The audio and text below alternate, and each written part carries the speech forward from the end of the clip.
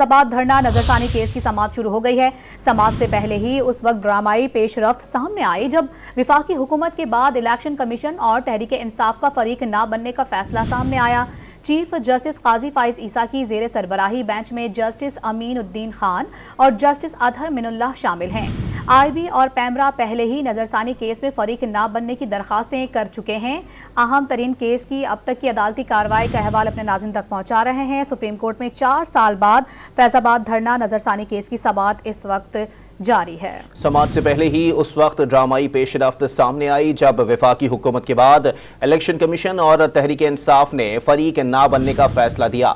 Chief justice काजी फाइज ईसा की जेर सरबराही bench में जस्टिस अमीन उद्दीन खान और जस्टिस अतहर मिनुल्लाह शामिल हैं। IB और पैमरा पहले ही नज़रसानी केस में फरीक ना बनने की दरखास्तें कर चुके हैं। सुप्रीम कोर्ट में 4 साल बाद फैजाबाद धरना नज़रसानी केस की समाअत जारी है। समाअत से पहले ही उस वक्त ड्रामाई पेशरफ्त सामने आई है जब विफाकी हुकूमत के बाद इलेक्शन कमीशन और तहरीक इंसाफ का फरीक ना बनने का फैसला सामने आया। चीफ जस्टिस काजी फाइज ईसा की जेर सरबराही बेंच में जस्टिस अमीनुद्दीन और जस्टिस अतहर मिनुल्लाह शामिल हैं। IB और पैमरा पहले ही नज़रसानी केस में फरीक ना बनने की दरखास्तें कर चुके हैं। अब तक की अदालती कार्रवाई का अहवाल जानेंगे डॉन न्यूज़ के नुमाइंदे इरफान सदुजई से। जी इरफान, बताइएगा समाअत का अहवाल क्या है?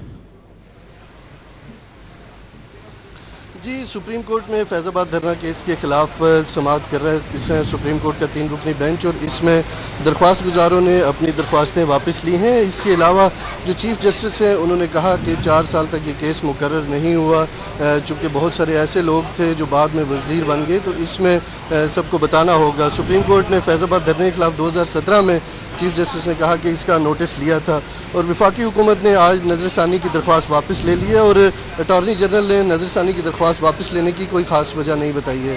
जी ठीक है, बहुत शुक्रिया इरफान सदुजई, हमें अपडेट कर रहे थे।